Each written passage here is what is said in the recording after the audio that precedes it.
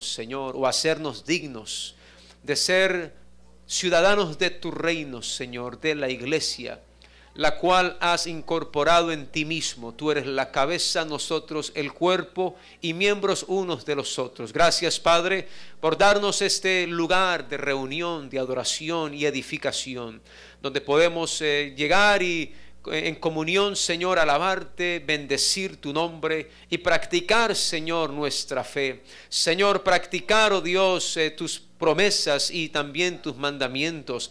Gracias te damos, Señor, por todas las cosas, y en esta hora danos entendimiento, Señor. Danos, Señor, sabiduría para establecer tu reino, Señor, en amor, justicia, para establecerlo, Señor, aquí en esta ciudad tan grande y numerosa, donde hay muchas almas, Señor, que necesitan de nosotros. Te lo pedimos en el nombre de Jesús. Amén. Gloria al Señor. Al Rey de los siglos, al Rey de los siglos, inmortal e invisible, al único y sabio Dios, sea honor y gloria, sea honor y gloria, sea honor y gloria por los siglos de los siglos. Amén. Aleluya. Pueden sentarse, hermanos, diciendo un gloria a Dios. Aleluya. Somos el reino de Dios. Somos un pueblo especial. Cantamos ese coro y es no solamente una canción, es una verdad con notas musicales. Somos un pueblo adquirido. El apóstol Pedro dice que somos nación santa. Somos una nación. Somos un reino, somos un gobierno, somos un país. Un país santo significa separado, un real sacerdocio, porque somos un reino de sacerdotes. Y Dios con su sangre adquirió este pueblo, lo compró, no se lo robó a nadie. Si ustedes recuerdan, el Señor cuando Él vino, Él estuvo ante el gobernador, ante Pilato. Pablo fue enviado a los reyes de su momento, de su tiempo, porque el Señor necesitaba darle el anuncio, anunciar las intenciones de lo que Él estaba haciendo en estos territorios. Cuando Él envió a Moisés, Él lo envió a Faraón a dejarle saber qué intenciones tenía Dios con lo que era suyo. Dios es un Dios muy amable, Dios es un Dios muy caballeroso. Él identifica y también Él no desconoce la posición de los hombres puestos en eminencia. Dios ha enviado sus mensajeros hasta los más grandes, desde los más grandes hasta los más pequeños, para anunciar qué intención Él tiene con la gente que está en esas naciones. Es un culto misionero. Hemos visto el video, hemos visto cómo hay grupos, miles de grupos, donde necesitan el mensaje de salvación. Y Dios siempre tiende a primero ir a las cabezas, porque las cabezas necesitan saber qué es lo que Dios se propone hacer en esos países. Dios no viola las leyes humanas, Dios no interrumpe, Dios toca la puerta. Yo estoy a la puerta, si alguno me abre, si alguno oye, entraré a Él, cenaré con Él y Él conmigo.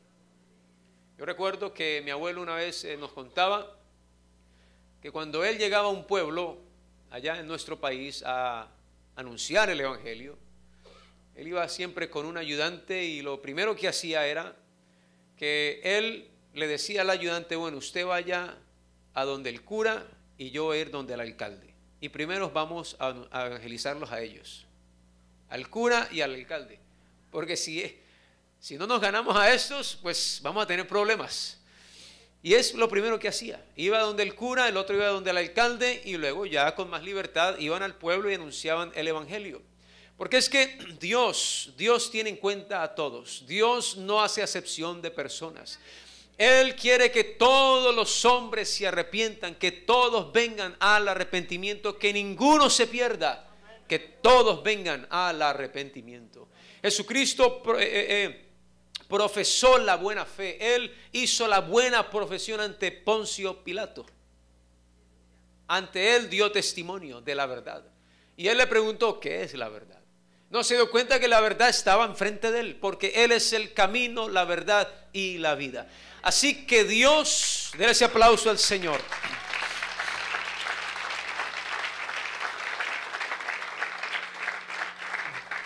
La intención de Dios desde el principio hasta los días de hoy es tener un pueblo para su nombre. Un pueblo para su nombre. Dios ha mirado a las naciones, a las gentes, a los pueblos desde el principio y ha buscado para ver si encuentra quien escuche su llamado.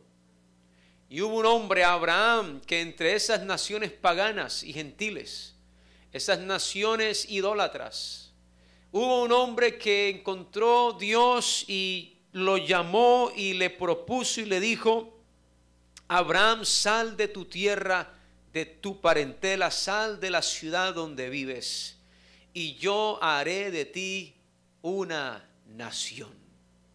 Y voy a enseñarte a ser un pueblo a mi manera y no a la manera de los pueblos gentiles. Dios siempre ha querido tener una nación que lo represente en la tierra.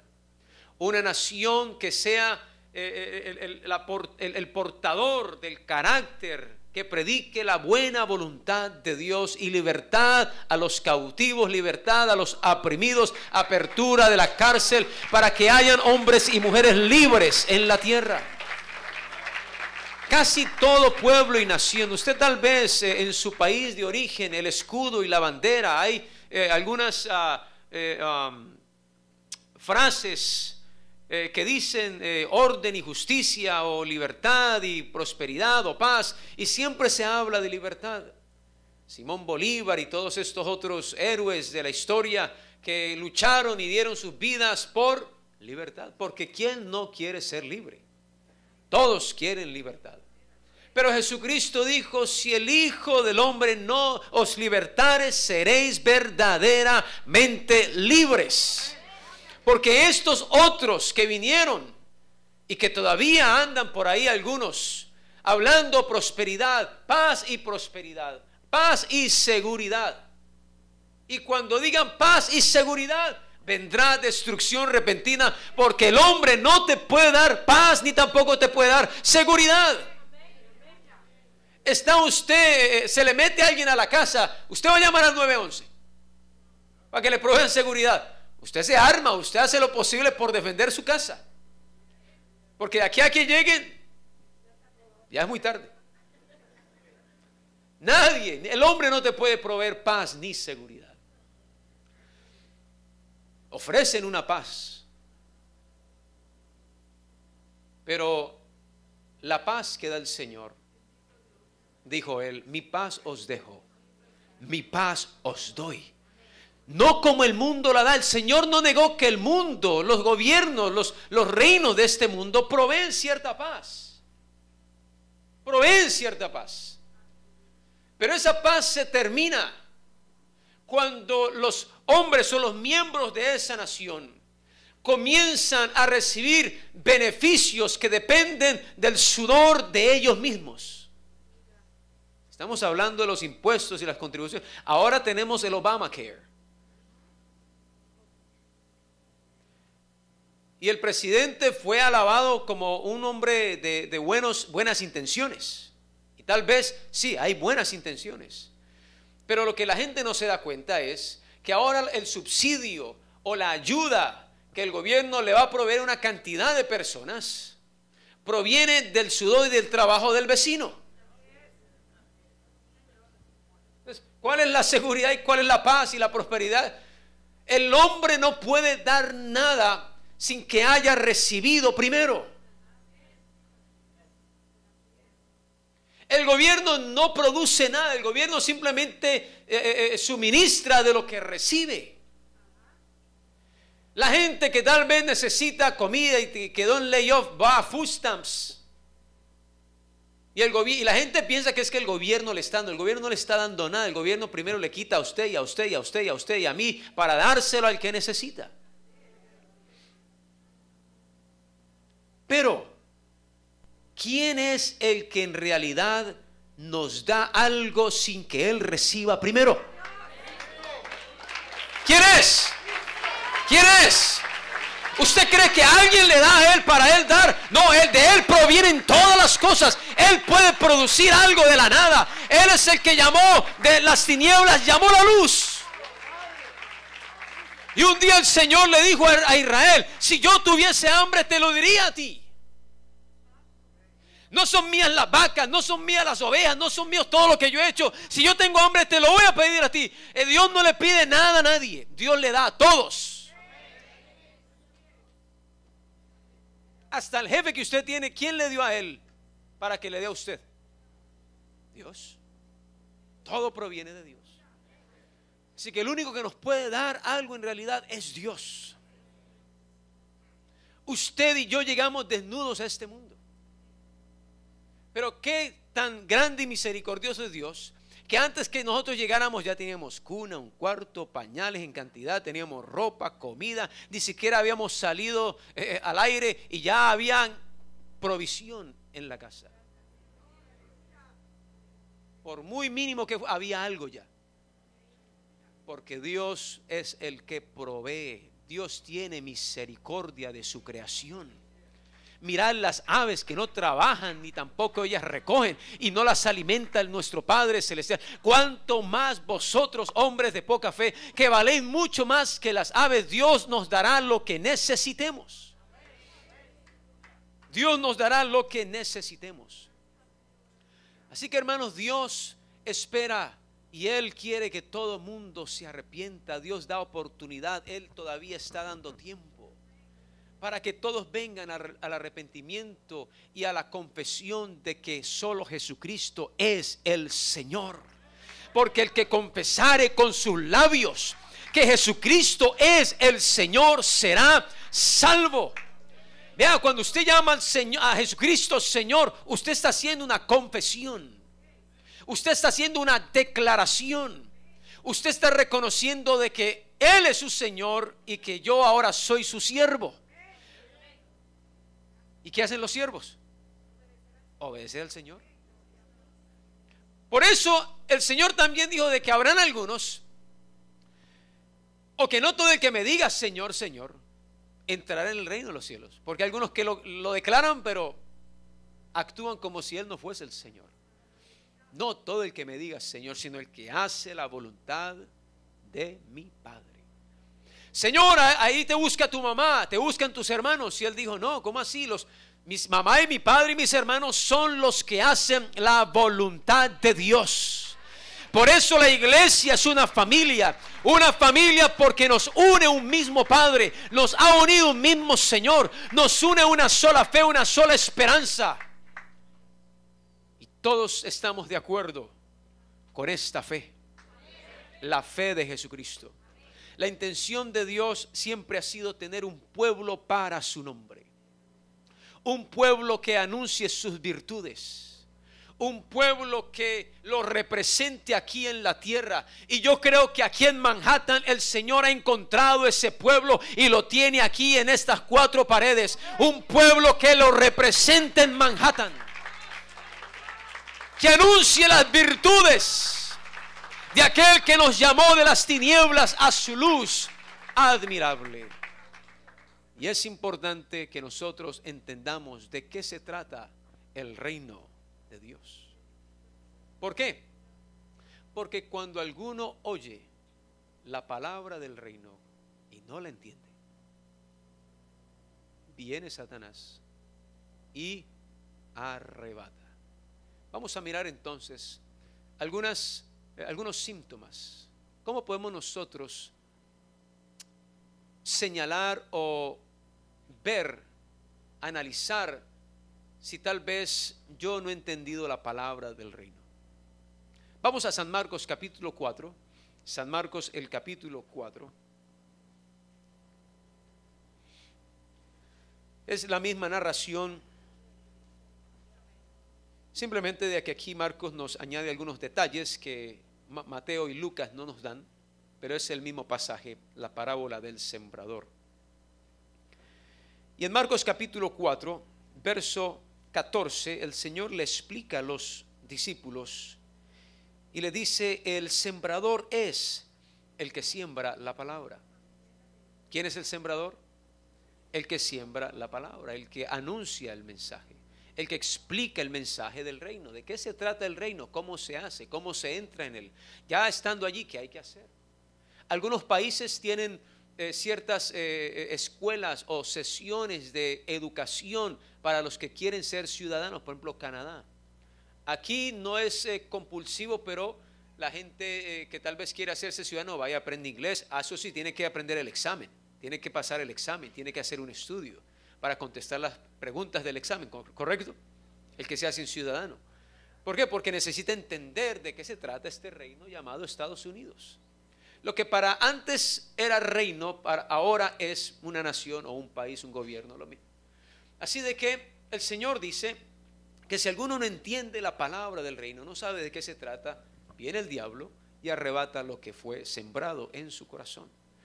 Y el Señor aquí nos da algunas pautas para nosotros saber en qué grado o en qué nivel estoy en cuanto a mi conocimiento del reino de Dios, de la iglesia de Dios.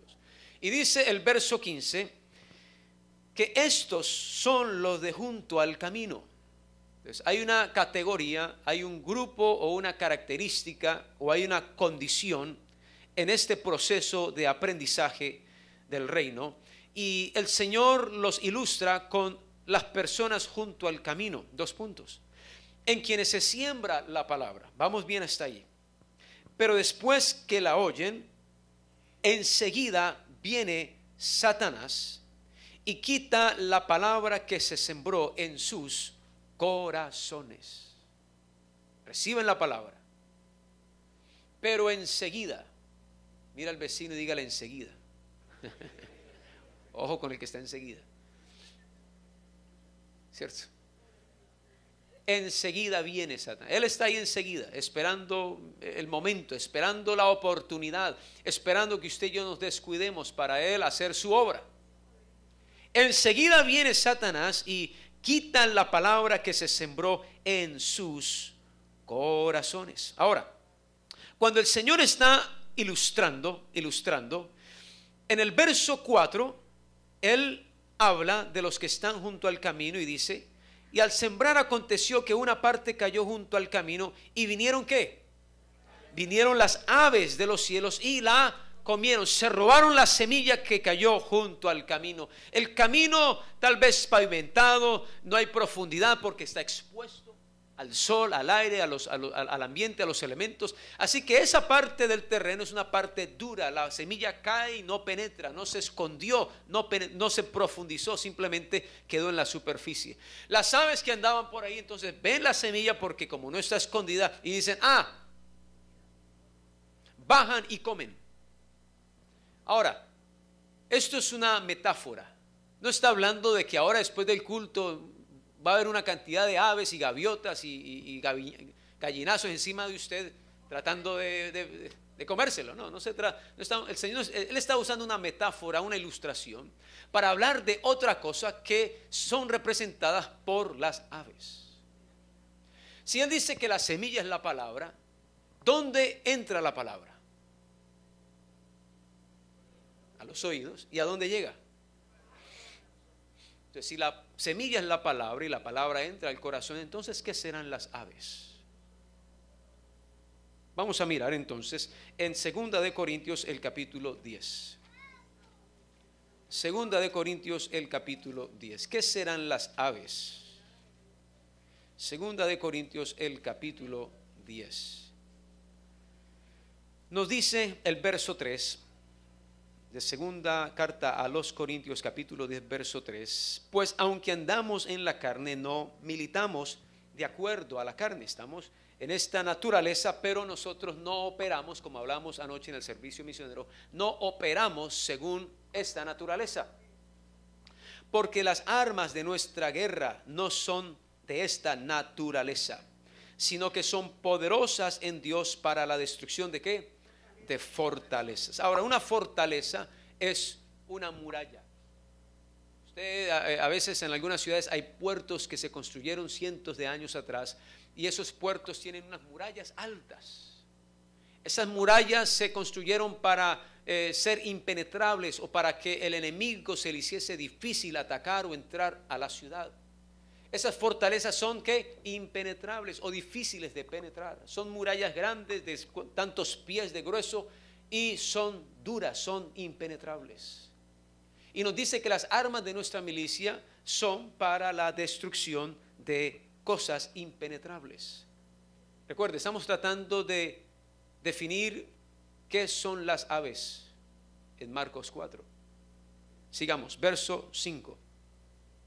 Derribando argumentos, diga argumentos, y toda altivez que se levanta contra el conocimiento de Dios. Recuerde, cuando alguno oye la palabra del reino y no la entiende, lo que acaba de entrar por los oídos del que oye la palabra es la semilla. Esa semilla es información.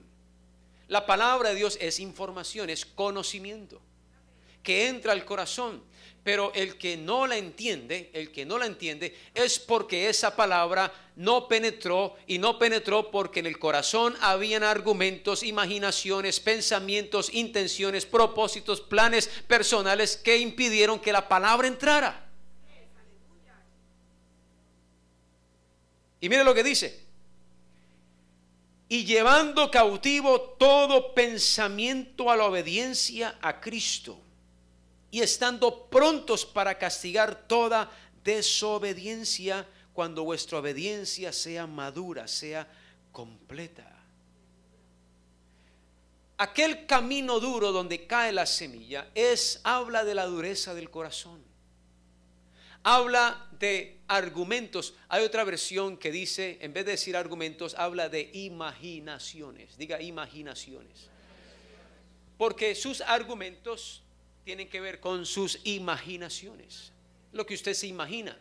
Una convicción es un argumento ya establecido, es una creencia. Usted cree cosas, usted tiene pensamientos, tiene ideas muy personales, y esos son argumentos. Ahora, asegúrese que esos argumentos no contradicen o se convierten en una obstrucción para la palabra de Dios. Porque entonces Satanás aprovecha y él entonces viene como una ave y se mete en el corazón y le da ciertos pensamientos, ciertas ideas, y lo que hace es robarse la palabra con pensamientos. Entonces las aves del capítulo 4 de Marcos, o de la parábola del sembrador, son esos pensamientos que andan volando en el espacio mental, en el espacio espiritual. Son pensamientos que vienen y hacen nido. Los entretenemos, les damos una imaginación, un plan de cómo comienza, cómo termina esto, y se convierte entonces en una fortaleza, algo impenetrable, como el camino que fue impenetrable para la semilla. Y lo que el apóstol nos recomienda entonces es que cuando esto suceda, cuando el conocimiento de Dios, verso 5, cuando hay un argumento en la cabeza que se levante contra el conocimiento que entra por los oídos de Dios, dice: estemos prestos para llevar cautivo. Y esto no lo va a hacer Dios por usted, esto no lo va a hacer el pastor por usted, esto no lo va a hacer el que está enseguida por usted, esto lo va a hacer usted, porque está en usted. ¿De quién son sus pensamientos? Del vecino, de su papá, de su mamá, prestados son suyos, es su cabeza, es su voluntad. Esto es algo que nos compete a nosotros hacer, no a otro. Por eso la Biblia nos dice que perfeccionemos la santidad. Ya ese trabajo no es del Espíritu, ese trabajo es mío. dice limpiémonos de toda contaminación. No está diciendo que el otro me va a limpiar a mí. No está diciendo que Dios va a terminar. No, limpiémonos. Yo decido continuar el trabajo de limpiarme, de ir desocupando mi mente de ideas que se levantan contra el conocimiento de Dios. Y así, de esa manera, entenderé de qué se trata el reino de Dios. Finalmente dice, llevando cautivo todo pensamiento. ¿A qué? A la obediencia.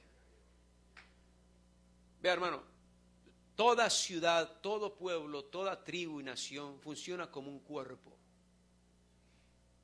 La Biblia dice que la iglesia es como el cuerpo.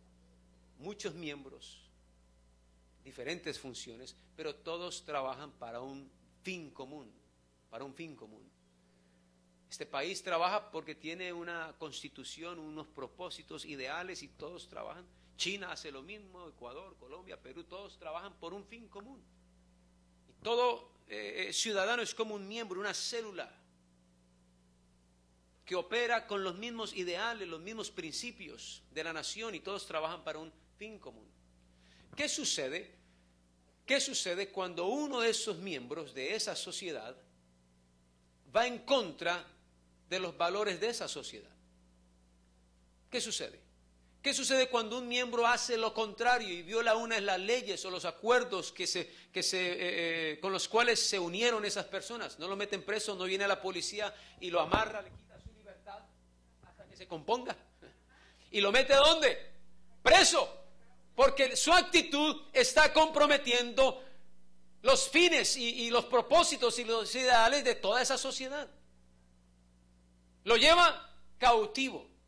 Cuando nosotros nos incorporaron en el cuerpo de Cristo por el Espíritu Santo, porque por un mismo Espíritu fuimos bautizados en un mismo cuerpo, por estos ideales y enseñanzas y promesas de Cristo, y cuando de pronto hay un pensamiento mío que va en contra de esas promesas y enseñanzas, entonces es mi deber de llevar cautivo esa idea, llevarla cautiva, meterla presa, llevarla a Cristo y decirle: Señor, te confieso esta idea, te presento este pensamiento, lo llevo cautivo a tu obediencia, antes de que Cristo mismo me quite mi libertad. Por eso el apóstol, cuando habla de la cena del Señor allá mismo en Corintios, dice: por eso hay muchos enfermos entre vosotros. Algunos ya duermen, algunos ya se murieron. Porque estamos en un cuerpo llamado la iglesia, en una nación, pueblo, dirigida por el Espíritu Santo. Y Dios tiene la manera de castigarnos. A veces una enfermedad puede ser un castigo de Dios. Nos limita, nos paraliza por unas semanas, unos días. Porque probablemente he ido en contra de sus enseñanzas, en contra de su espíritu, en contra de su carácter. Así de que la palabra que fue sembrado en el corazón de aquellos que están en el camino, es la palabra que se encuentra obstruida por argumentos, pensamientos, imaginaciones. Y Satanás viene enseguida. ¿Y qué hace? Roba, arrebata lo que fue sembrado en el corazón. Ahora miremos la siguiente categoría. Verso 16 de Marcos 4. Verso 16 de Marcos 4 dice: estos son asimismo los que fueron sembrados en pedregales, los que cuando han oído la palabra al momento la reciben con gozo, pero no tienen raíz en sí, sino que son de corta duración. Porque cuando viene la tribulación o la persecución por causa de la palabra, luego tropiezan. Entonces hay otro grupo que no está en el camino. Ya sus mentes y argumentos han sido sujetados, sometidos a la obediencia a Cristo. Sin embargo, dice que estos que están en los pedregales, y cuando usted ve un terreno, usted va a notar de que hay lugares en la tierra donde hay muchas piedras y ocupan espacio. Las piedras ocupan espacio que las raíces pueden usar para crecer, ¿cierto? Para crecer. Entonces un terreno lleno de piedras es un terreno lleno de cosas en la vida, cosas que ocupan espacio en la vida. Y mire lo que dice. Dice, estos son de corta duración, porque cuando viene la tribulación o la persecución, y mire lo interesante, la tribulación o la persecución viene por causa de ¿qué? De la palabra. La palabra viene en ocasiones con tribulación o persecución. ¿Cuántos de ustedes no fueron rechazados por los familiares cuando se volvieron evangélicos? ¿Cuántos de ustedes no perdieron amistades? ¿Cuántos de ustedes tal vez estuvieron al punto del divorcio por volverse cristiano? ¿Cuántos? ¿Cuántos no hemos tenido pérdidas por esta fe? Porque por esta palabra viene tribulación y persecución. Y la palabra del Señor nos dice en Primera de Pedro, el capítulo 1, primera carta de Pedro, el capítulo 1,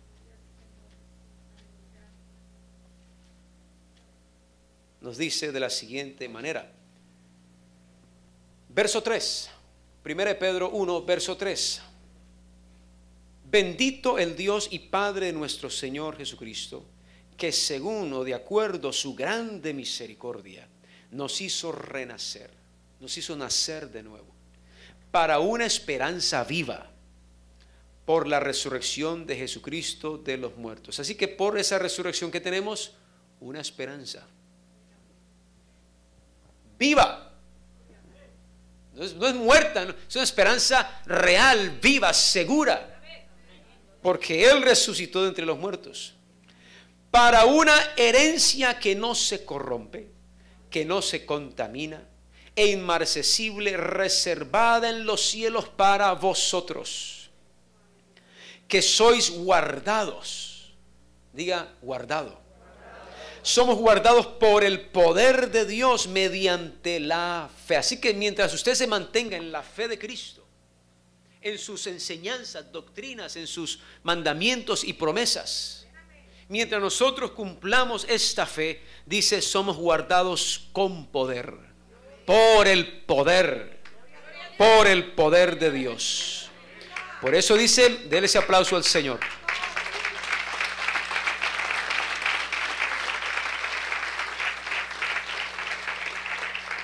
Por eso dice, mediante la fe. El medio para yo ser guardado por el poder de Dios es mediante la fe de Cristo, la vida cristiana.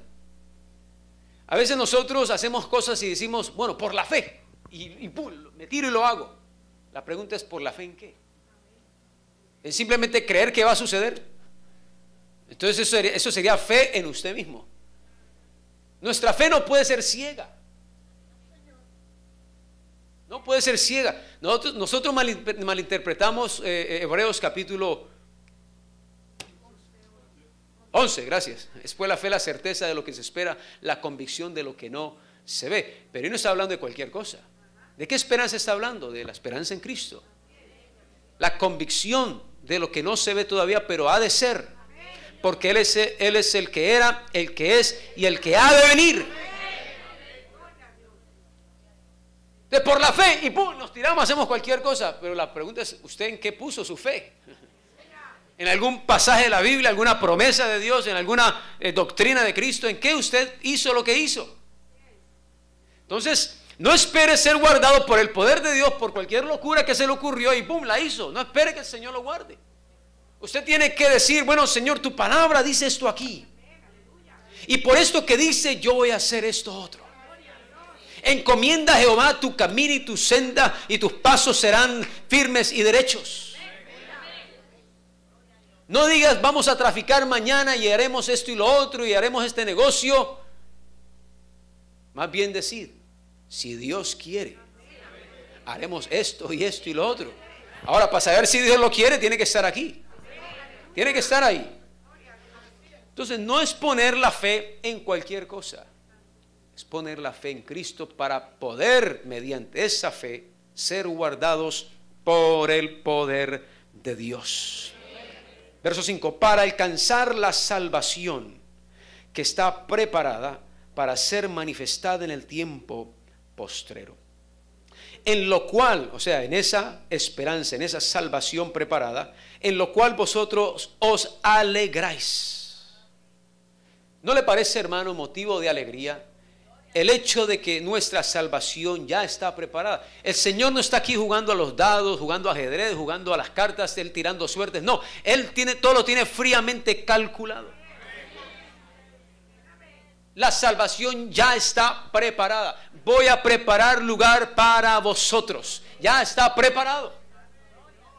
Y en eso nos alegramos, porque si ya está hecho, es seguro, es ciertísimo, es verdadero. Ya existe, ya está ahí. Ya está ahí. Si tuvieses fe como un grano de mostaza. Yo no creo que el Señor estaba hablando del tamaño. Porque Él no dijo si tuvieses fe del tamaño de un grano de mostaza. Él dijo si tuvieses fe como un grano. La fe de un grano de mostaza. ¿Cuál es la fe de un grano de mostaza? Que es la más pequeña de las semillas. ¿Cierto? Es la más pequeña de las semillas. Pero si ese grano de mostaza pudiese hablar, ¿qué nos diría? Yo voy a ser muy grande. ¿Tiene fe ese granito, cierto? Y él lo sabe, porque es que dentro de ese grano está toda la información preparada, lista para ejecutarse, para él poder llegar a ser un gran árbol. ¡Aleluya! Ahí ya está todo preparado, en esa pequeña semilla, toda la información genética lista. Así de que ya nuestra salvación está preparada y en eso nos gozamos. Por eso nos reunimos, cantamos, por eso somos pacientes y vamos a perseverar hasta el fin. Porque el que persevere hasta el fin, este será salvo. ¡Aleluya! No piense que cuando venga el Señor vamos a decirle: Señor, sí, yo me descargué, pero tenga en cuenta el tiempo que estuve en la fe. Eso no sirve. Lo que sirve es la fe de ahora, la de hoy, la de este presente momento. No lo que usted haya hecho ayer. El ayer ya no existe. El mañana, quién sabe. Nadie tiene asegurado el mañana. Nadie. Nadie. Usted no sabe si hoy ustedes le quitan la vida o mañana va a estar o no. Nadie tiene el mañana asegurado. Por eso lo que importa es hoy, ahora mismo. Hoy es el día. Hoy es el tiempo de salvación. Hoy es el día. Este momento. No traigáis a memoria las cosas pasadas. He aquí yo hago cosa nueva. Lo que importa es hoy. Hoy. Y dice: en lo cual os alegráis, aunque ahora por un poco de tiempo. Diga poco tiempo. Por un poco de tiempo, si es necesario, tengáis que ser afligidos en diversas pruebas. Y esas pruebas vienen por lo que él acaba de hablar, por la fe, por la esperanza que tenemos. Porque vamos a tener que hacer cosas diferentes a como el mundo las hace. Probablemente llegue el día donde sea ilegal hacer lo que hacemos, porque como van las cosas,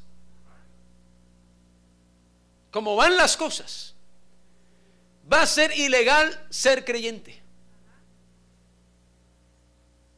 Y póngale la firma. Y no es la primera vez, esto ya le sucedió a ellos. Los discípulos, los apóstoles eran perseguidos. ¿Por qué razón? Se dice por ahí en los Hechos. Porque van contrario a lo que dice el César. Van en contra de las ordenanzas del César, diciendo que hay otro rey, Jesucristo. Así que era ilegal. En los tiempos de los apóstoles era ilegal ser cristiano. Era ilegal porque iba en contra de las ordenanzas del César. Así de que aprovechemos este tiempo, porque los días no van a ser mejores, van a empeorar para la iglesia. Y lo que estoy diciendo no lo digo por decirlo, estoy aquí en el Espíritu del Señor. Y Dios necesita tener un pueblo que persevere hasta el fin. Venga la tribulación que venga, venga la persecución que venga, venga la prueba que venga, los que son de Cristo, los que son fieles, permanecerán y recibirán la corona que Dios ha preparado para los que le aman. Esa es nuestra alegría y esperanza. Nosotros no somos los que fuimos sembrados en pedregales, que por cualquier prueba, cualquier dolor de cabeza, cualquier enfermedad, cualquier cosita, entonces tiramos la toalla, colgamos los guantes, guardamos los tenis, ya no queremos correr, pelear, ya no queremos seguir por cualquier cosa. Por cualquier cosa. Tal que el apóstol Pablo apareciera hoy aquí y se quitara la camisa y se diera la vuelta. ¿Ustedes ven eso ahí? Llevo en mi cuerpo las marcas. 3 naufragios, ayunos, hambres, escasez, persecución, peligro de ladrones, peligros de los de la ciudad, peligros de los de su nación, una cantidad de azotes con vara y con látigo. Y aún así él tenía las agallas, tenía el valor, tenía el ánimo para decirle a la iglesia en Filipos: regocijaos en el Señor siempre. Otra vez os digo, regocijaos.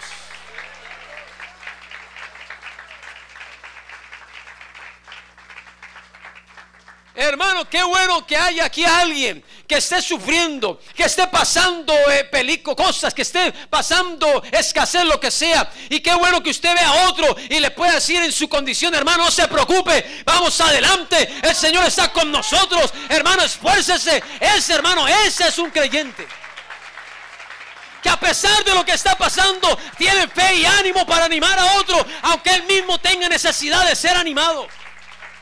Que tenga fuerza para consolar a otro cuando él mismo necesita ser consolado. Que da aún de lo que ya no tiene, aunque él mismo tenga necesidades. Ese es Pablo, ese es Cristo, y ese es el cristiano que necesita el pueblo de Dios. Aleluya. Como una congregación que tuvieron un problema con su terreno, con la propiedad que compraron.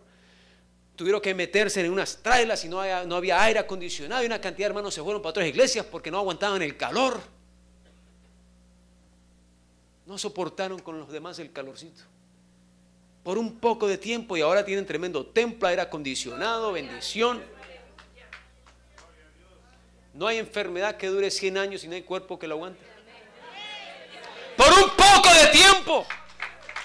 Lleve su cruz, lleve su carga. Vaya con Cristo, sígalo, porque después de esa carga usted la va a tirar y Él le va a dar una corona de vida, una corona de oro. Él le va a dar la vida eterna a los que perseveren hasta el fin.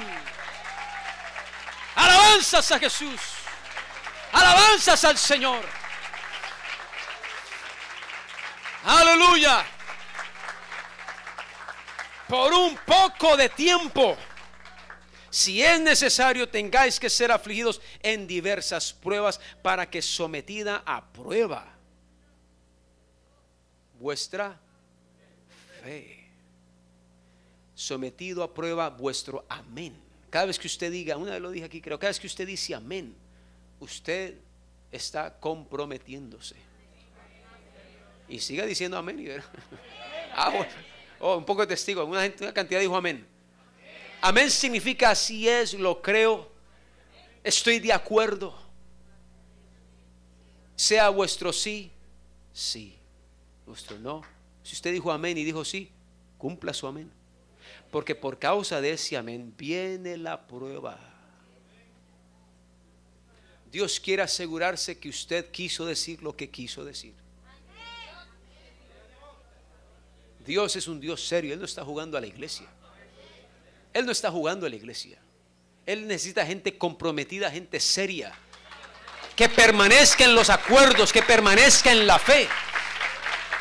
Que si yo le diga al Señor: Señor, te voy a dar un voto para esto y lo otro, para tu obra, hermano, tráigale su voto al Señor, porque usted se lo prometió a Él. No sea que Dios destruya tu obra. Dice Eclesiastés: si haces votos al Señor, cumple tus votos. Cumple tus promesas, de otra manera no se meta. No se meta en votos.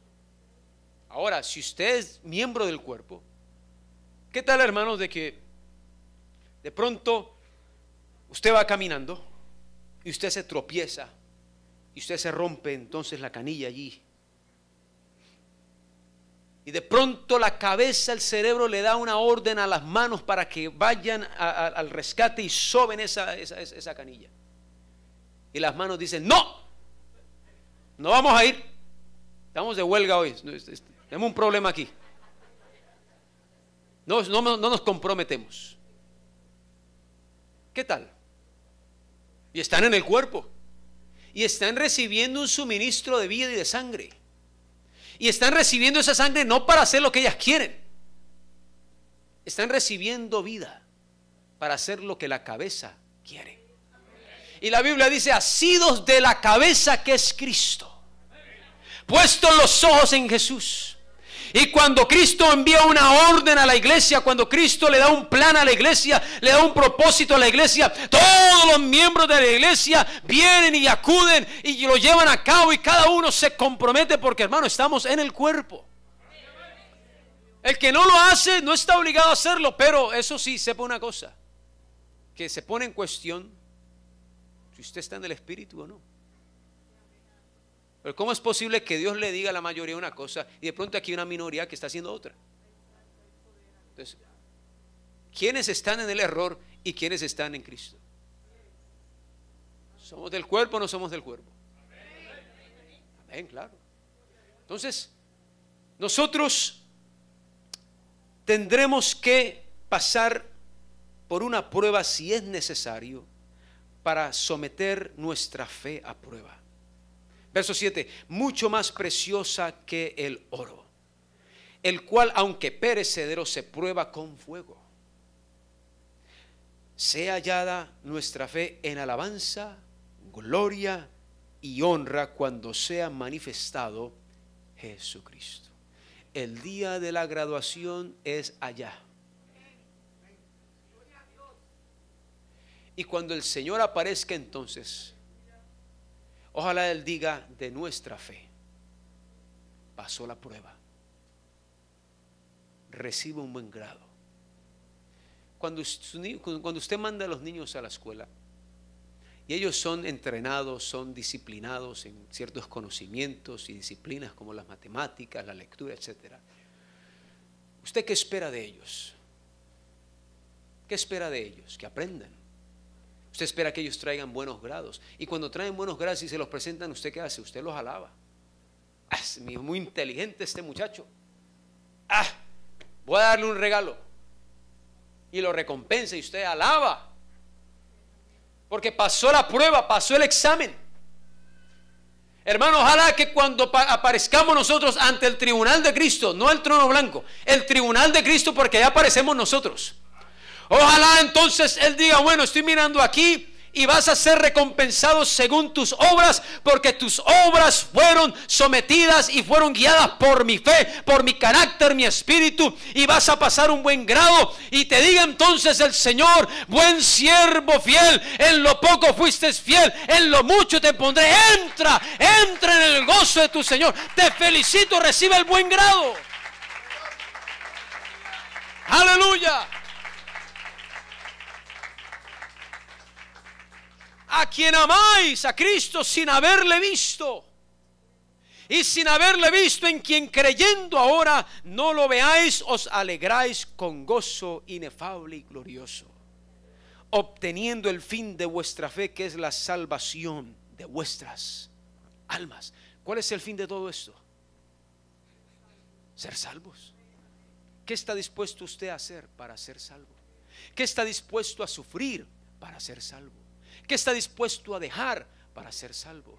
¿Qué está dispuesto usted a someter y llevarlo cautivo para ser salvo?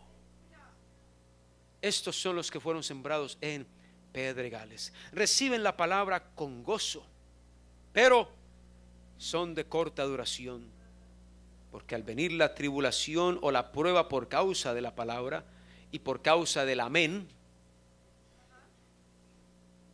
luego tropiezan. Verso 18 de Marcos 4. El siguiente grupo o categoría son los que fueron sembrados entre espinos. Y estos son los que fueron sembrados entre espinos. 2 puntos. Los que oyen la palabra. ¿Ya ven un patrón ahí? Los del camino, los de las piedras y los de los espinos. ¿Qué patrón hay allí? ¿Qué similitud tiene? Oyen la palabra. Porque el que tiene oídos, oiga. Aquí todo el mundo oye. ¿O hay algún sordo? Seguro el pastor le consigue a alguien pero con señas y letreros, con plastilina, lo que sea, pero le hacemos entender la palabra del reino. Amén. Los que oyen la palabra. Dice, pero verso 19, pero los afanes de este siglo, de este mundo, y el engaño de las riquezas y las codicias de otras cosas entran y ahogan la palabra y se hace infructuosa. Y yo creo, hermanos, de que nuestro mundo, nuestra sociedad, esta generación vive en este terreno. La palabra afán es una palabra muy popular ahora. Todo el mundo anda afanado. Para arriba, para abajo, los viles nos afanan. Nos hace tomar decisiones que a veces, ¿cierto?, mentir o engañar o llenar una forma y no decir la verdad. Por las deudas, los afanes, los problemas, tantas cosas.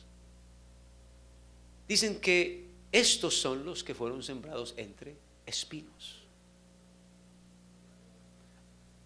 Si usted se metiera en un arbusto, en un lugar lleno de arbustos, y esos arbustos tienen espinos, usted se mete corriendo y no se da cuenta. Usted va a terminar enredado y de pronto usted va a quedar inmóvil. ¿Por qué? Porque no se puede mover. Si se mueve, duele. Y lo que hace este ambiente es paralizar la obra de Dios. La paraliza. ¿Por qué razón la mujer de Lot? ¿Por qué razón la mujer de Lot quedó paralizada? No fue, esta versión dice por mirar atrás, pero en realidad lo que la palabra allí en el hebreo significa es que ella volvió atrás. Ella no solamente iba así. Ella tuvo que parar al marido, y a las hijas y decirle: yo no me voy, yo me vuelvo. Y de camino quedó paralizada, porque tenía su corazón todavía en Sodoma y Gomorra. Tenía ya todavía su corazón, sus intereses. ¿Cuál fue el problema por el cual Israel no pudo entrar a la tierra prometida? Porque había salido de Egipto, pero Egipto no había salido de sus corazones. Tenían todavía el pecado de Egipto, codiciaban Egipto, codiciaban a su proveedor, su padre, su expadre Faraón. Al menos allá nos daban esto y nos daban lo otro, y aquí en el desierto aguantando hambre. El problema de Israel fue su actitud. No fue el hecho que no había agua, porque no había agua. No fue el hecho que no había comida, porque no había comida. Pero fue su actitud hacia Dios, porque tentaron a Dios. Y un día llegaron al colmo de decir: bueno, ¿está Dios con nosotros o no está con nosotros? ¿Qué actitud? Muy diferente a uno clamar y decir: Señor, no hay comida, danos comida, Señor. Muy diferente a decir: bueno, ¿usted está conmigo o no? Es más, hicieron dudar al hombre de Dios, porque el Señor le dice: vaya a la roca. Números y otro dice que, en uno dice que le golpeó, otro dice que le habló. Eso en realidad no importa si la golpeó y le habló, eso no interesa. Lo que sucedió fue que Moisés también fue incrédulo, y no fue la primera vez que él fue incrédulo. Cuando Dios lo llamó, fue incrédulo. Cuando entonces el pueblo clama por pan, y el Señor le dice: bueno, le voy a dar carne hasta que le salga por las narices. Y el Señor, y entonces Moisés dice: pero Señor, si tú sacares todos los peces del mar, no bastaría. Señor, ¿cómo va a hacer esto? Fue incrédulo. Y en esta ocasión, cuando tuvieron sed, también fue incrédulo, porque él les dijo: os haremos sacar agua de esta roca. Y el Señor le dijo: bueno, el castigo también va para usted por incrédulo. Y luego allá en Deuteronomio, cuando se está despidiendo, él le recuerda al pueblo de Israel: bueno, yo no pude entrar por causa de ustedes.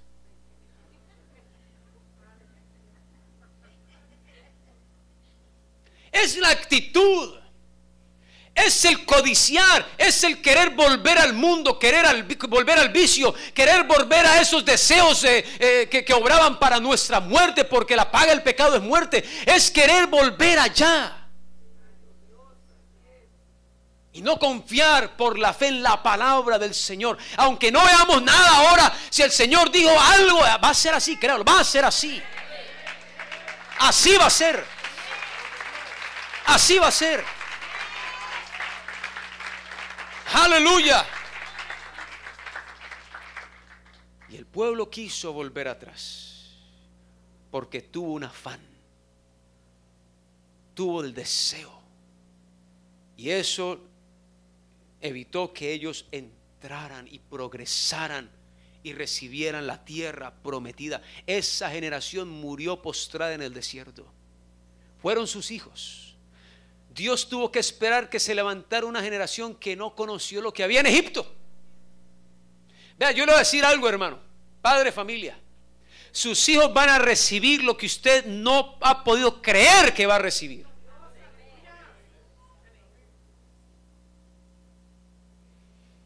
Porque se va a levantar una generación, y ya está aquí, una generación que no ha conocido el mundo como usted lo conoció, no ha probado el mundo como usted lo ha probado.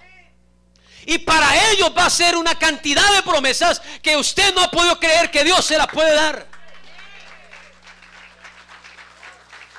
Porque los que recibieron la tierra por heredad fue la generación que nació en el desierto. Estos heredaron la tierra. Ellos la heredaron. Acompáñenme rápidamente a Hebreos. Hebreos capítulo 3.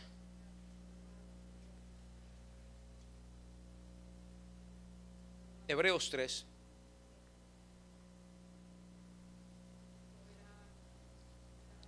Verso 7. Por lo cual, como dice el Espíritu Santo, dos puntos, que dice: si oyeres hoy. Si oyeres, ¿cuándo? Hoy. No es lo de ayer lo que importa ahora. No es lo de mañana. Si escuchares hoy su voz, no endurezcáis vuestros corazones como en la provocación. Vea, hermano, el dudar es provocar a Dios. La duda provoca a Dios. Es tentarlo, es cuestionarlo. Y sea todo hombre mentiroso y Dios veraz. Dios no miente. Y si yo no le creo, le hago a él mentiroso. Si oyes hoy su voz, no endurezca su corazón como en la provocación en el día de la tentación en el desierto, donde me tentaron vuestros padres, me probaron y vieron mis obras 40 años, a causa de lo cual me disgusté contra esa generación, y dije: siempre andan argumentos, pensamientos, ideas raras que no se sujetan a la palabra de Dios, los afanes de la vida. Andan vagando en su corazón. Están predicando y por allá, quién sabe a dónde. Están aquí, pero no están. Vagando, quién sabe a dónde. ¿Le cayó a alguien? Andan vagando en su corazón y no han conocido mis caminos. Por tanto juré en mi ira: no entrarán en mi reposo. Mirad, hermanos, que no haya. Ahora, eso Pablo lo dijo, el escritor de Hebreos lo dijo hablando de allá, pero lo usa para aplicarlo acá a la iglesia, porque eso fue sombra y nos sirve de ejemplo a nosotros. Mirad, hermanos, que no haya en ninguno de vosotros corazón malo de incredulidad para apartarse del Dios vivo. Antes, animaos los unos a los otros cada día, entre tanto que se dice, dos puntos, hoy, para que ninguno de vosotros se endurezca por el engaño del pecado, porque somos hechos participantes de Cristo. ¿Y de qué participó Cristo? Vituperios, persecuciones, tribulaciones. Pero por eso Él le dice a los que le siguen: no se preocupen, yo he vencido. Y si ustedes me siguen, también van a vencer y van a participar de esa victoria de la vida eterna, la eternidad, la gloria misma. Hemos sido hechos participantes de Cristo. ¿Con qué condición? Verso 14. Hebreos 3, verso 14. ¿Con qué condición? Léalo. Con tal que retengamos firmes hasta hoy, hasta el fin, nuestra confianza del príncipe. Hermano, si usted, una vez yo le decía a un hermano que ya llevaba un tiempo de bautizado, amén, y el hermano no estaba diezmando, y yo lo llamé y le dije: hermano, usted estuvo de acuerdo con nosotros en nuestra fe y doctrina, y una de esas es el diezmo. Sí, hermano, es que yo no. Entonces, el momento, lo que usted me dice, hermano, es que usted tuvo fe y confianza para creer que Dios lo puede salvar, y no tiene fe y confianza para creer que el diezmo es de Dios. ¿Qué fe más grande? ¿Para qué se requiere más fe? ¿Para creer que Dios me puede salvar del pecado y perdonar y darme la vida eterna? ¿O tener fe para creer de que el diezmo es de Dios? ¿Cuál de esas dos cosas es más difícil de creer? Y si un día yo le di mi corazón al Señor, con el corazón va al bolsillo también. Porque donde estuviese vuestro tesoro, ahí está el corazón. ¿Cierto? ¿Dónde está su corazón? Aquí en el bolsillo, en la billetera, en la cartera. Claro. Entonces dice: seamos participantes de Cristo, con tal que retengamos firme hasta el fin nuestra confianza del principio. Entre tanto que se dice: si oyeres hoy su voz, no endurezcáis vuestros corazones. ¿Quiénes fueron los que habiendo oído, los que habiendo oído, le provocaron? ¿No fueron todos los que salieron de Egipto por mano de Moisés? ¿Y con quienes estuvo el disgustado 40 años? ¿No fue con los que pecaron, cuyos cuerpos cayeron en el desierto? ¿Y a quienes juró que no entrarían en su reposo, sino a aquellos que desobedecieron? Y vemos que no pudieron entrar a causa de una sola cosa: de incredulidad. ¿Será que el Señor todavía está disgustado con nosotros por alguna razón? Porque no le hemos creído en algo al Señor. Y el capítulo 4 dice: temamos, no sea que permaneciendo aún la promesa de entrar en su reposo, porque todavía permanece. Y si hay alguien aquí que todavía no se ha bautizado y le ha dado la vida, para usted hoy es esta promesa, y todavía permanece la promesa vigente, no ha expirado, todavía está vigente la promesa para usted y su familia.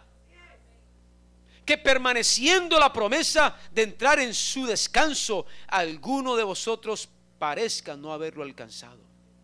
Porque también a nosotros se nos ha anunciado la buena noticia como a ellos, pero no les aprovechó recibir la palabra, oír la palabra, por no ir acompañada de fe en los que la oyeron. Los del camino la oyeron, los de los pedregales la oyeron, los de los cardos y espinos la oyeron, pero no les sirvió de nada oír, porque no fue acompañada de fe, confianza. No confiaron en la palabra. Si yo le digo a usted ahora, hermano, en el concesionario concesionario Ferrari están regalando Ferraris, ¿usted qué hace? A ver, ¿cuántos irían ahora mismo para adelante? ¿Cuántos irán ahora mismo a agarrar su Ferrari? ¿Cuántos? Levante la mano. Levante la mano. ¿Cuántos? Ahora yo le pregunto, ¿por qué usted se iría? ¿Por qué usted iría? ¿Por qué? Hermano, pregunta, ¿usted por qué iría? Porque creyó lo que yo dije. Los que no creen no van y se pierden el Ferrari. Y suena una locura, pero ¿qué tal que fuera verdad? Supongamos que es verdad. Nos da a entender que los que alcanzan la bendición son los que creen, y los que no creen se la pierden. Al que cree todo le es posible. Y hoy permanece la promesa, no de un Ferrari, eso aquí se queda, de la gloria, de la eternidad, de la salvación.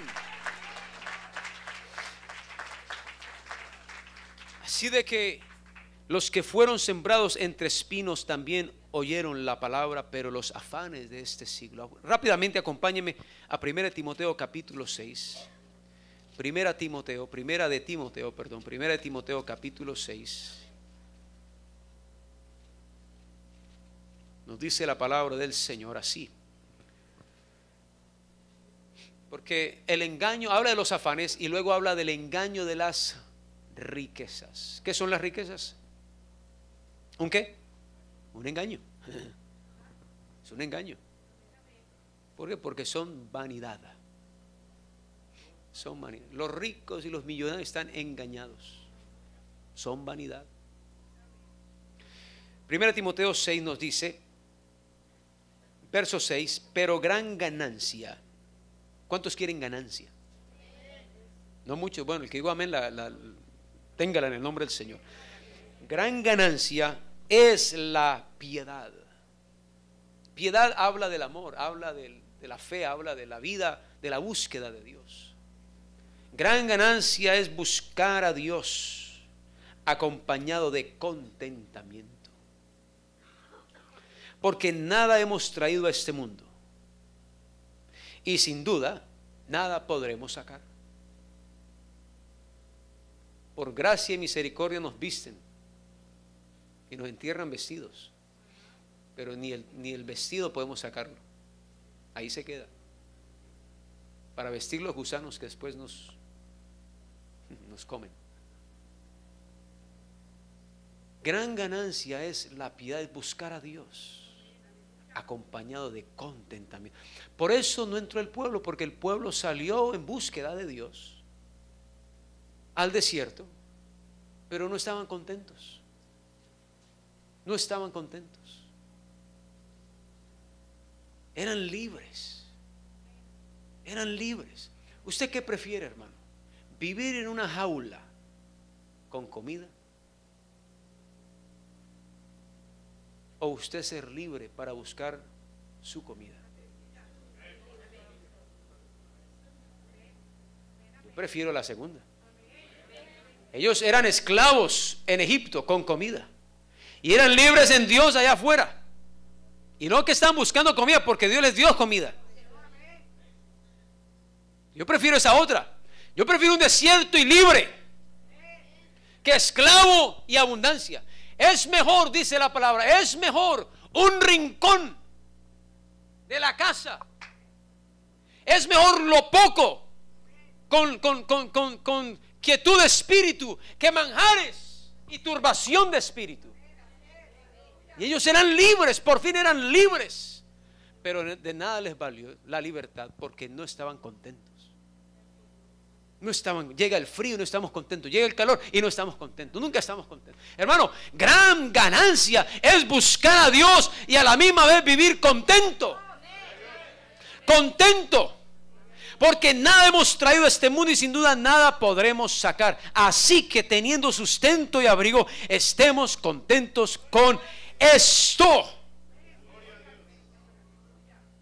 Estemos contentos con esto, porque los que quieren enriquecerse caen en tentación y ¿qué les sucedió a los de los espinos y cardos? Quedan inmóviles, quedan paralizados, enredados. Y dice, y en muchas codicias necias y dañosas los dañan, que hunden a los hombres en destrucción y los hunden en perdición. Porque raíz de todos los males es el amor al dinero, no el dinero, el amor, el cual codiciando algunos se extraviaron de la fe. ¿Cuánta gente está en su compañía, en el trabajo donde usted está, que en su país eran tremendos, fervientes creyentes y llegaron aquí y no van a la iglesia? ¿O cuántos de nosotros éramos, o algunos de nosotros éramos así? Llegamos a este país y nos olvidamos de Dios. Y tuvo que Dios darnos una palmada, darnos un correazo, causarnos dolor, causarnos alguna pérdida para buscar la congregación. Y veníamos buscando otra cosa. y hunden a los hombres, y se extraviaron de la fe y fueron traspasados de muchos dolores. Así que estos que fueron sembrados en espinos y cardos tropiezan. Verso 20. Y estos, de Marcos 4, y estos son los que fueron sembrados en buena tierra. Son aquellos que se han tomado la tarea, han sido diligentes y responsables con su fe, con su confesión, con su caminar cristiano, y se han tomado la tarea de salir de la dureza del camino, despedregar su vida, arrancar los cardos y los afanes, aunque se consideren pérdidas. Pero en Cristo hay pérdidas necesarias. El que no pierde su vida por causa mía y del evangelio, no la gana. Pero el que la pierda por causa mía y del evangelio, la va a ganar. Aquí se vive perdiendo y muriendo. Aquí, hermano, nosotros vamos de gloria en gloria hasta que el día es perfecto. Pero para ir de gloria en gloria hay que ir menguando para que Él crezca. Estos que están en buena tierra son los que también, al igual que todos los demás, al igual del que está al lado suyo, oye la palabra y la reciben. El sembrador tira la semilla y parte cae en el camino y no la recibe. Caen las piedras, no la reciben porque no hay espacio. Caen en los cardos y los espinos y echa algo de raíz, pero los cardos la ahogan y no la recibe. Pero los que se han despedregado, los que han cambiado de posición y han entrado en buena tierra y han arrancado los cardos de su vida, estos tienen un corazón de carne, no de piedra, de carne suave, dócil, donde la palabra entra y se profundiza y la entienden, porque el que no entiende la palabra del reino, inmediatamente llega Satanás y arrebata. Estos son los que salen del culto y salen bendiciendo al Señor y ponen en práctica la palabra en su casa, en el trabajo, con el prójimo. Estos son los que llevan fruto y fruto en abundancia. Aleluya. Y cuando el Señor venga, Él viene a ver cuánto fruto de justicia usted ha producido en su vida. Y para finalizar, la palabra nos dice en 1 de Juan capítulo 2, 1 de Juan capítulo 2, 1 de Juan capítulo 2, versos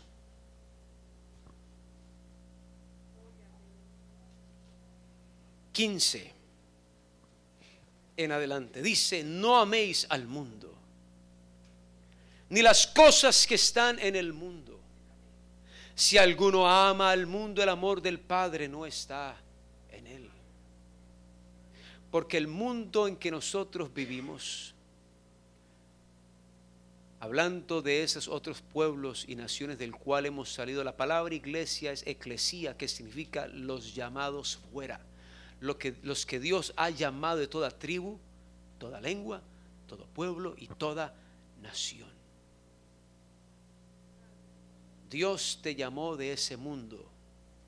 Y antes nosotros, y todavía algunos siguen hablando de que soy compatriota. Soy patriota de tal patria. La palabra patria viene de la palabra pater, que significa padre. Y el Señor dijo: no llaméis a nadie padre.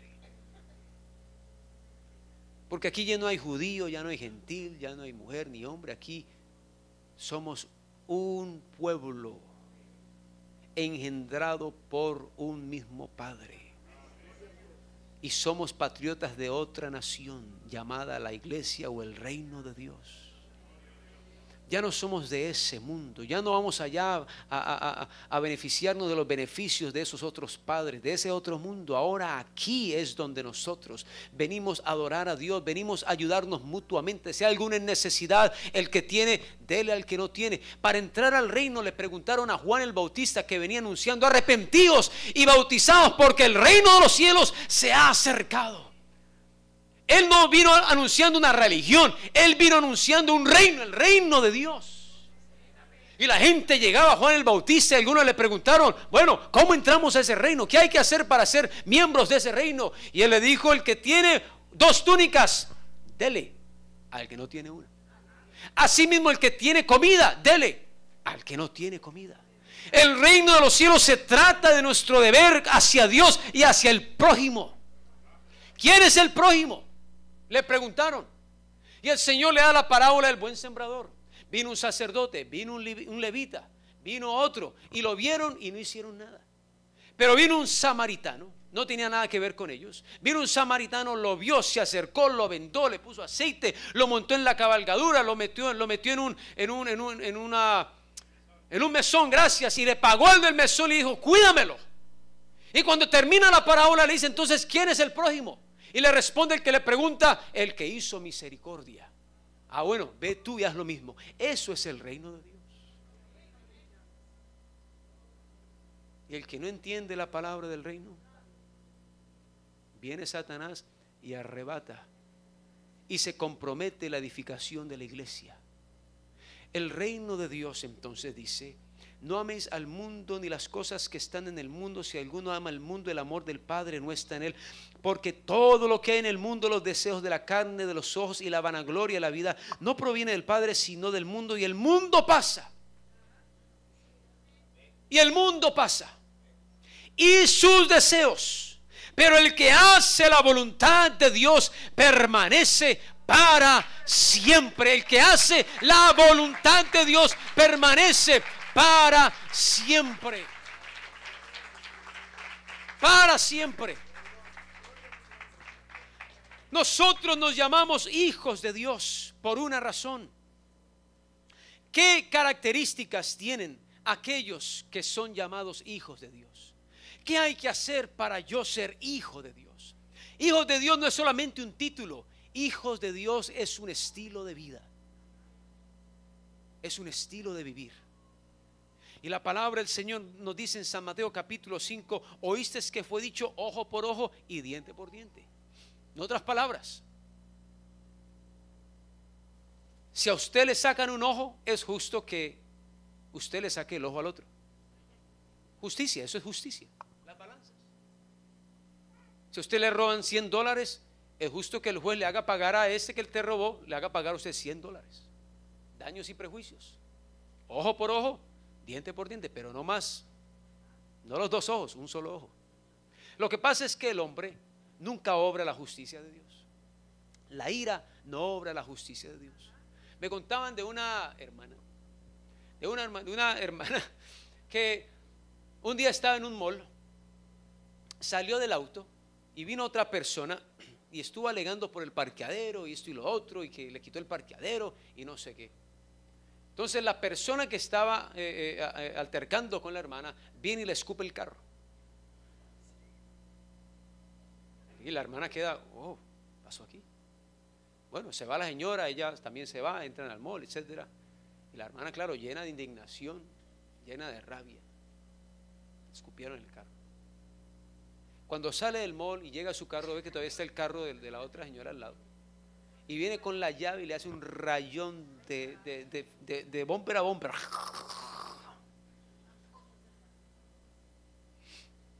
¿Obró justicia la hermana? Se pasó.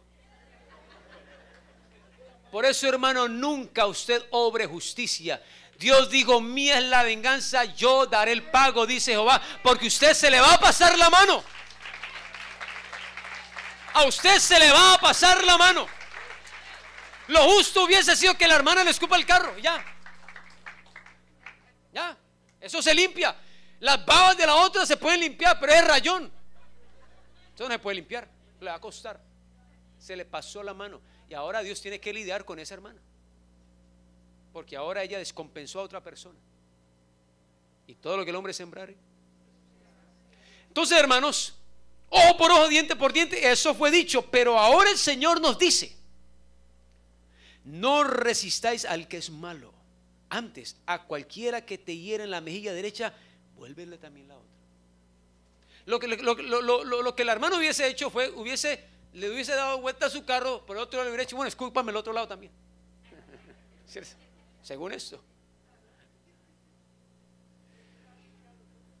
Y al que quiera ponerte en pleito y quitarte la túnica, déjale también la capa. Y cualquiera que te obligue a llevar carga por 1 milla, ve con el 2. Y al que te pida, dale. Y al que quiera tomar de ti prestado, no se lo rehuses. Oíste que fue dicho: amarás a tu prójimo y aborrecerás a tu enemigo. Eso fue dicho allá atrás.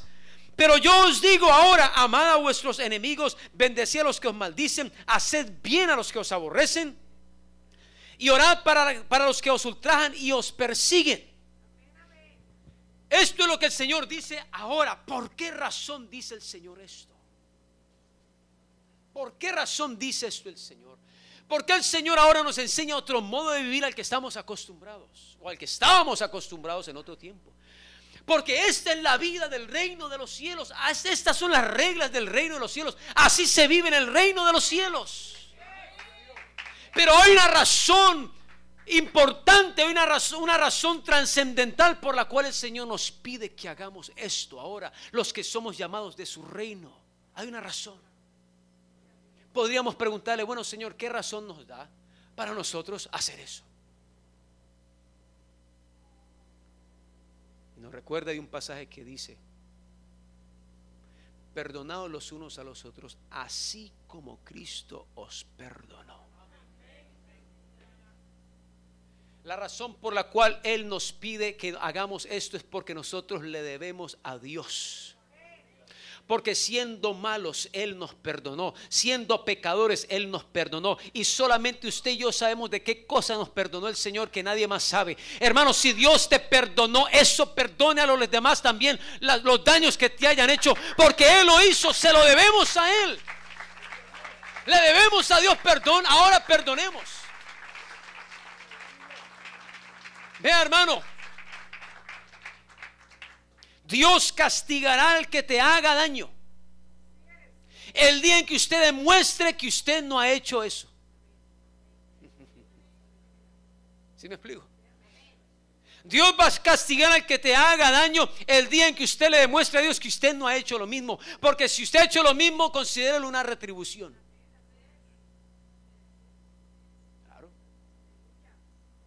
Ahora mire lo que dice para finalizar este pasaje de Mateo 5. Nos dice entonces que hagamos esto: no resistamos, oremos por los que nos persiguen, bendigamos a los que hablan mal. Bendecir es decir bien, maldecir es decir mal. Si un hermano habló mal de usted, hable bien. No paguéis mal por mal. No seas vencido de lo malo, sino vence con el bien el mal. Eso es lo que el Señor nos enseña. ¿Para qué? Verso 45. Para que seáis hijos de vuestro Padre que está en los cielos. ¿Cómo yo puedo llegar a ser hijo de Dios? Practicando esto. Practicando esto. En esta tarde ya yo le invito, hermano, hermana, a que usted considere en qué terreno estoy yo. En un camino duro, lleno de argumentos y pensamientos y prejuicios. Estoy en los pedregales. Estoy yo entre cardos y espinos, agobiado por los afanes, engañado por las riquezas y hacerme más, tener más y más. ¿En qué terreno estoy yo? Y puedo en esta hora dar un paso y ponerme en un buen terreno y arrancar los cardos, despedregar mi vida, hacer espacio para que la palabra que hoy he escuchado tenga efecto desde este mismo instante, porque hoy es el día. Hoy hemos escuchado la palabra de Dios. Hoy es el día aceptable. Hoy es el día de salvación. Aquí está el altar abierto. Aquí está el altar abierto.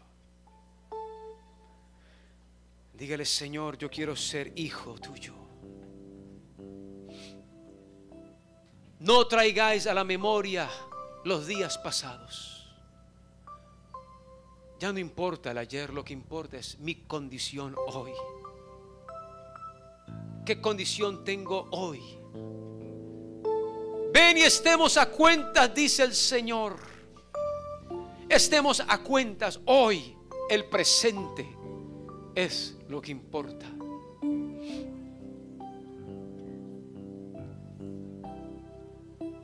Hoy he entendido la palabra del reino y yo quiero vivir en la fe de Cristo Jesús. Yo quiero vivir en sus promesas.